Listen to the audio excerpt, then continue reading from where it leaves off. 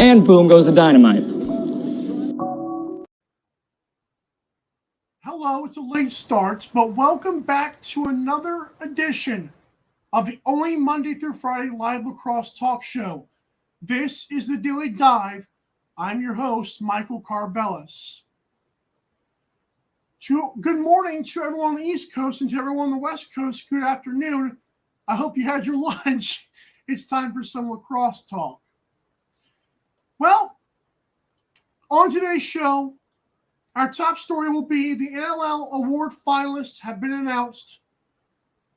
Our Fanatics segments will be Lyle Thompson to miss the 2023 season of the PLL. Our last brew presented by Beer's Coffee Company, Code Daily Dive, will be PLL's Box Lacrosse League. My thoughts on that as this season 2 is underway or soon. And of course, we'll also talk about PLL Top Shelf, an app that I reluctantly and regrettably tried out. We'll let you know. But as you guys know, our top story is presented by our store. Go to Daily Dive Lax on social media. Click the link tree in our bio and shop the Our Store tab. We can get everything with this logo on it. Trust me, you want it. You got to have it. You've got new shirts coming up. Listen, those things look awesome. Trust me. I designed them myself. But check out the merchandise. And now let's get into the nitty-gritty, because the fact is the NLL has announced a very Calgary Roughnecks friendly award finalist list. And let me explain, if I may. So the National Lacrosse League, of course, the largest and most successful professional lacrosse property in the world. Shut up. I'm so tired of reading that every single time I see that. But MVP, as you may have guessed, Christian Del Bianco is on there. Dane Smith is on there, both deservedly so. However, they added Jeff Teat. So one of those players does not belong. It's obviously Jeff Teat. Again, if your team wins 4 games, darn your point total. Or was it 5? It might have been 5 games. But the point is, he won 5 games this year, and you're telling me he's an MVP? This is a joke. If LeBron James' team had gone like 12 and 70, we would not have given him MVP considerations. Stop this. You're basically telling people our league doesn't have a lot of talent. Listen, why are we bending down? Why are we bowing down to Jeff T right now? Like, why are all these people that voted on this award should be ashamed of themselves? Listen, I'm sorry. Maybe I expect my MVP to do a little bit more. Maybe I expect my MVP to not have a ton of turnovers. You can listen to this. So Jeff Teat finished 4th in points at 108. Okay? So that's a lie. Here it is. Jeff Teat finished 1st in points with 136 hours on the previous season. You get it. But I don't get how this guy gets this praise. 97 turnovers. 9 caused turnovers. Like, what is he doing? Like, you can say, well, he gets double teamed. I don't care. I just don't care. I don't care how good of a talent you are. This should not be rewarded. I know he's not going to win it. If he does, I will have a feast on this show. I don't agree with it. I don't see how you're a finalist for the most valuable player if the value you brought was 5 wins. I'm sorry. Nothing I can do to help you. You can tell me that he's a generational talent, but it should not be rewarded for a guy with 5 wins. I'm sorry. I don't support that. I just don't. Rookie of the Year, of course, we got Brett Dobson, Jonathan Donville, and Jack Hanna. Those 3 were absolutely incredible this season, and deservedly so. I personally was campaigning for Brett Dobson and backed off of that because of the fact that he gave up like a bunch of goals in the last game against Halifax. So I'm going to have to go with Jonathan Donville on that one. I can get down with that. You'll also see that Georgia Swarm, who I gave the Coach of the Year to, did not have anybody on this list besides Brad Dobson and Lyle Thompson for like a sportsmanship award. Goaltender of the Year, of course, Christian Del Bianco, Nick Rose, and Matt Vince. My pick would be either CDB or Nick Rose. I think both teams have really good defenses. I think, call me crazy, I know that Christian Del Bianco wants to at me on Twitter and say, well, who hurt you, man? Well, I'll tell you who hurt me. The guy who had 17 turnovers along with those 19 assists. That's who hurt me. Like I'm sorry. I'm not being a hater. Nobody hurt me. I'm just saying if we want to, nitpick these guys who are supposed to win awards, this is what you have to do. Transition Player of the Year, Zach Currier, deservedly so. Sheldon Rogers with the Toronto Rock.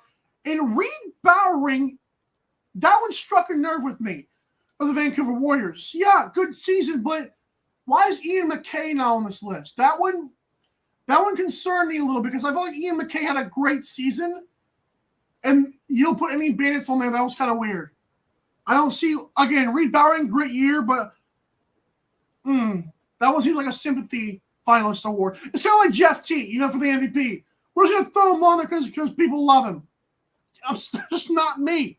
Sorry. Defensive Player of the Year, Latrell Harris of the Rock, Thunderbirds Graham Hossick, and of course, Brad Cree of the Toronto Rock. I think Latrell Harris is more of a transition player, although I do think he's amazing defensively. I think Brad Cree will probably get that one. I don't like having two guys from the same team on it. I think it's a little bit weird. Like, that's just me. But I'm not like that. I'm not crazy hot take on that one. I just think you got to have either one or don't do both. That felt weird. Sportsmanship Award, Kyle Buchanan of the Bandits, Tom Schreiber of the Rock, and Lyle Thompson of the Swarm. I don't know how in the world you find that out. Like, unless you just see guys get plastered and they don't do anything. I don't know. I don't see how sportsmanship is ever awarded by media members. Teammate of the Year, Kyle Buchanan of the Bandits, Dan Dawson of the Rock, John LaFontaine of the Albany Firewolves. I go with Dan Dawson because he's like 49,000 years old. And I don't know. I can do Dan Dawson. Let's do Dan Dawson on that one. The Les Bartley Award for Head Coach of the Year. This one struck a nerve with me as well. Mike Hasten of the Rochester Nighthawks should not be on there. I don't care how bad they were last season. To me, having the GM on there is good, like Dan Carey. But how do you put the head coach on there too? Like, one guy added Connor Fields, the other guy got to ride Connor Fields' coattails. I'm just saying. But Tracy Kowalski of the Panthers City Lacrosse Club should win it. But Kurt Molosky of the Calgary Roughnecks, again, that's why. I don't know why that's a thing. General Manager of the Year, Mike Board of the Roughnecks, again, why? Dan Carey of the Rochester Nighthawks should win the award. And Jamie DeWick of the Toronto Rock. Executive of the Year, Director of Business Operations, Melissa Blades of the Roughnecks. Chief Executive Officers, the CEO of the Desert Dogs, Mark Fine. Matt Hutchings, Executive VP and Chief Operating Officer of the Colorado Mammoth. I think it should be Mark Fine or Matt Hutchings. I don't know what Calgary did to warrant Executive of the Year. I mean, I look at ticket sales on that one, and to me, I saw more so from Desert Dogs looking pretty good in their first season. And the Media Person of the Year award, like 9-time winner Teddy Jenner, Pat Gregor, who's amazing, by the way, and Adam Levy, who did great things with Inside Lacrosse, NLLPA, and NLL.com. So I think Adam Levy's going to get that one. Makes sense. But there's the awards. Again, I just can't get down with MVP Jeff Teat. I can't get down with the GM of the Year going to the Roughnecks. I do believe the Coach of the Year should be Tracy Kowalski. GM should be Dan Carey. And Rookie of the Year should be Jonathan Donville. Again, I think CDB is going to win the MVP just because of the conversations we've had on the show with prominent people who vote on the award. But I think it should be Dane Smith. Dave Smith was the one consistent piece on the Bandits this year. Yeah, they have a super team, which is great, but Josh Byrne missed 3 games. The Bandits, I think, won all 3 of those games. DeHoga missed a few games at the end. I mean, it's what it is. I want to give my awards out on the show, but again, Season 1 Daily Dive Awards don't count, but we can surely give them to you anyways. I don't know why Georgia Swarm, after the turnaround that they had, only got 1 award. It's the Rookie of the Year, and he's probably not even going to win the award. I would love it if he did. To be fair, I had both Jonathan Donville and Brett Dobson on the show, so I'm okay with either one. But whatever. Again, I'm like, if I had to put a scale of 1 to 10 on the awards, on how satisfied I am with the finalists, I give like a 7. I'm not super stoked about anything, but I'm also not like angry to like where I hate it. So I go 7. So 7 seems satisfied, right? You couldn't tell, but I think I'm satisfied. I'm looking at 7, 7.5. All right, guys, when we come back, we'll talk more on that Lyle Thompson statement from yesterday about missing the 2023 PLL season. And still to come, more PLL talk because Paul Rabel's in my head. We'll be right back.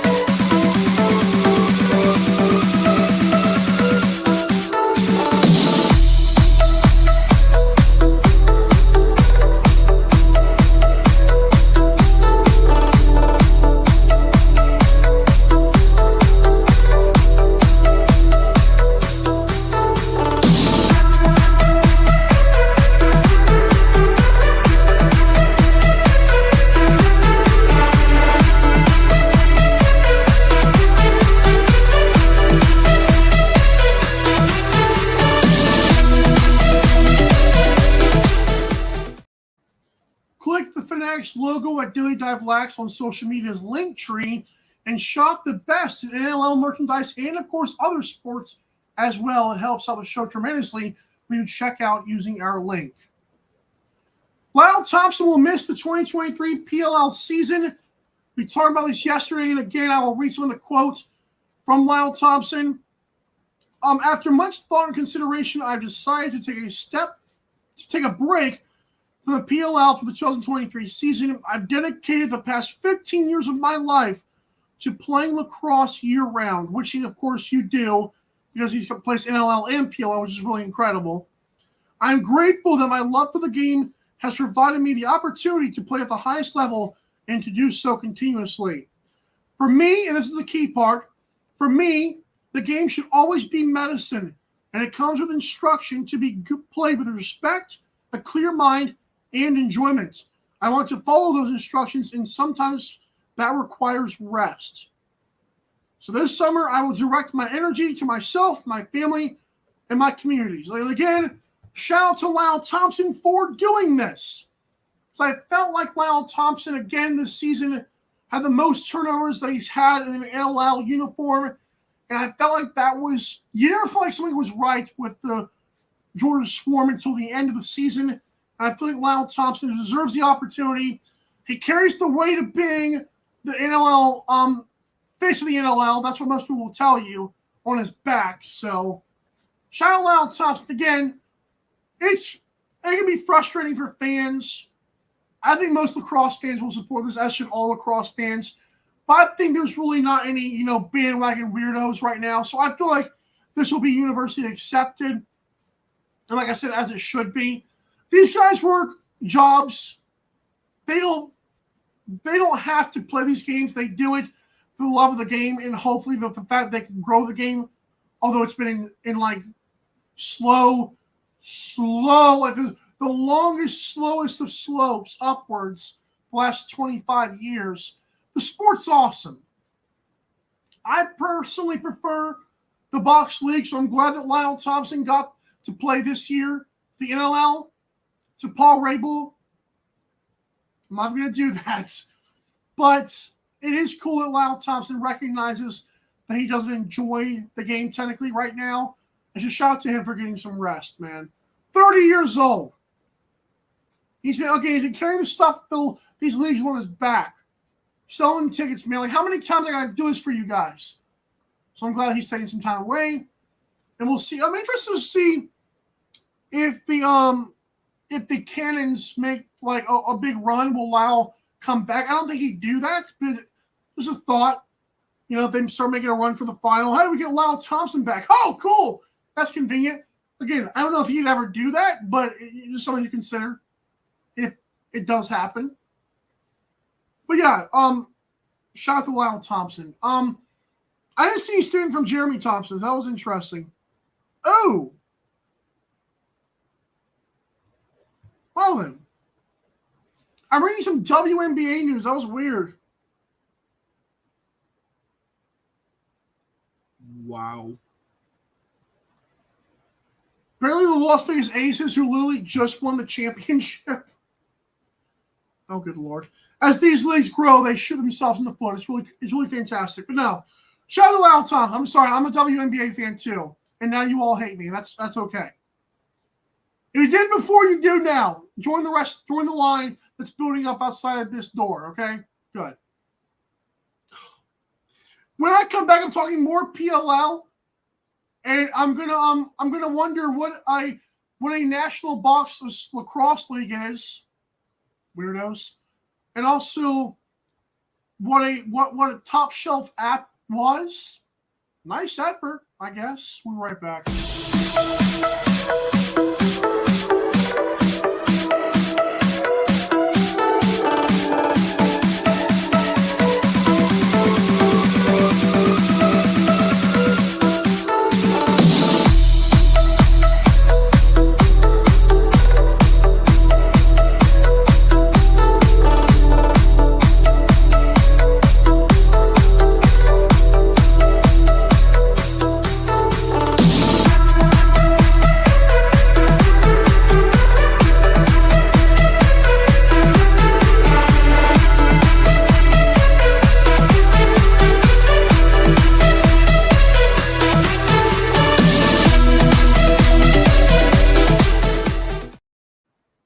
Head to B-Riz Coffee Company. That's BRizCoffeeCO.com.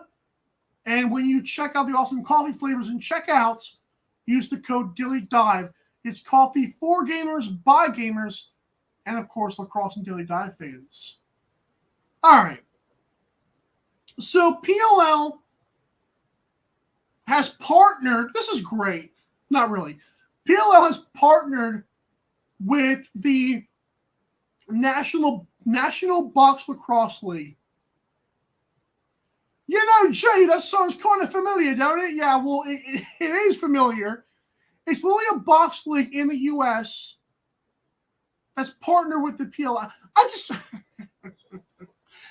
I will never understand Paul Rabel whatsoever. And I know he's got these little minions on Twitter, which I found out recently the hard way, that will just go after fans of the NLL that dare imply that Paul Rabel has a selfish agenda. Like, how dare you say that Paul Rabel's not a scumbag, you scumbag? I find it comical. I find it great. Like, when I came into this thing this year, I was not thinking one of my shticks would be that the guy from the PLL was a total, punk.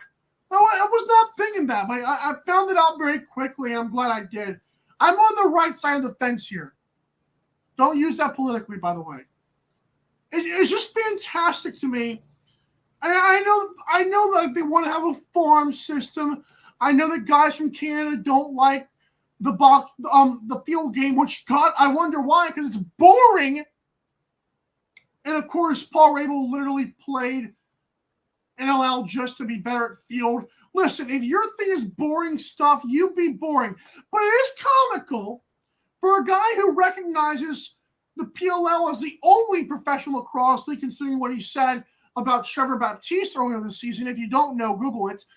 It blows my mind that Paul Rabel, the guy who has nothing to do with field with the box lacrosse game, so earlier this season, tried the 3-on-3 thing where they went a shorter field, just like box lacrosse, and then now he's got a partnership with the National Box Lacrosse League.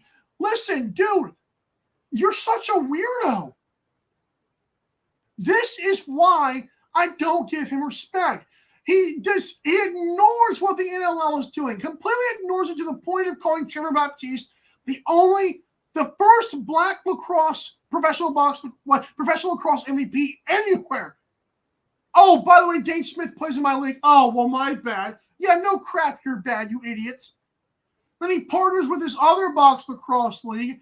Like, dude, your own players play in the NLL, and you just don't care.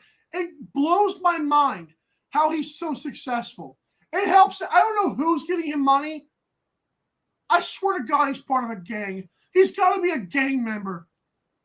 Put that on a t-shirt. Paul Rabel, blood, or Chris, I don't know.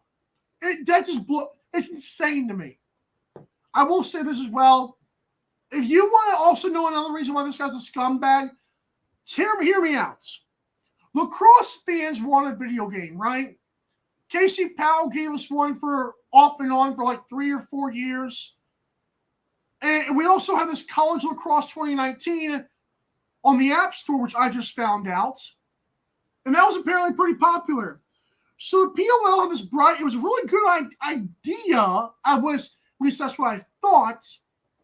I'm having an app called PLL Top Shelf. Okay, cool. So, my dumb self downloads a stupid game. It's even got a PLL logo on it. It literally is the same designer of the guy who made the successful College Lacrosse 2019 game. And literally, the entire game is you flicking at a target in a goal. You might be able to have Tom Schreiber. You might have Josh Byrne. The entire game is you flicking at one lacrosse goal at different targets. And they expect you to pay money for coins. Yes, the ever wonderful microtransactions. Nothing ever made gamers happier than microtransactions. I've literally never seen a game in my entire life on the App Store. I've downloaded a few of them. You can tell. Just look at me. I've never seen a game that microtransaction based. I was like, dude, this is. I played it for 5 minutes. The only reason that thing got good reviews was because it was a lacrosse game that was made after the Stone Age. Holy crap! What a terrible game that was. And again, it goes to my bigger picture here. That Paul Rabel is a weirdo and a scumbag. This guy can literally partner with the National Box Lacrosse League, which is literally what the NLL is if it were to describe itself. Insane. Shout out to the real MVP, Dane Smith. I guess he's like the second black professional lacrosse player. I don't know. Ask Paul Rabel. He knows. This blows my mind. I'm sorry. Listen, I know I'm not like the most likable guy on sports takes, and trust me, it's a lot better in real life. I got friends in real life. People like me, I promise. But it blows my mind how unlikable a commissioner of a league can be. Oh, it's gonna be a long season as the PLL grows and ruins the sport of lacrosse. Because see, again, what people are doing is they're assuming the PLL being awesome or being advertised as awesome is good for the game. We're assuming that. What we're not looking at is what they're going to see from Paul Rabel. It's going to alienate the NLL, and I'm going to find it funny in 5 years if we have not advanced in the NLL. If we're going to view box lacrosse as the developmental program, the NLL is absolutely screwed unless we step it up. I'm just saying. I need more. I need more from you, Mr. Brett Frood. I'm okay with saying that now. Okay? I'm just tired. I'm tired of being stuck here. I feel like I've been a fan of the sport my entire life, and I've been a fan of the sport for like 2 years, if that. And I feel personally like ashamed. I promise I'm a happy person. I swear to you, I'm a nice guy. I'm a happy person. Just I like talking sports a little bit too much. Okay. Thanks so much for tuning in. Tomorrow, it's Wednesday. We're getting closer to Game 3. You don't want to miss any guests that we have on the show tomorrow. And, of course, again, shout out to Adam Levy, Pat Gregoire, and, of course, Teddy Jenner, who have been on the show before, as you guys' NLL Media Person of the Year finalist spot. Shout out to you guys. And shout out to everyone that's been on the show. Shout out to anyone that watches the show. We love you guys. And to anyone behind the scenes, thank you as well. This has been another edition of Daily Dive. I'm your lovable Michael Carvello saying have a great day. We'll see you tomorrow, same time, same place. Bye.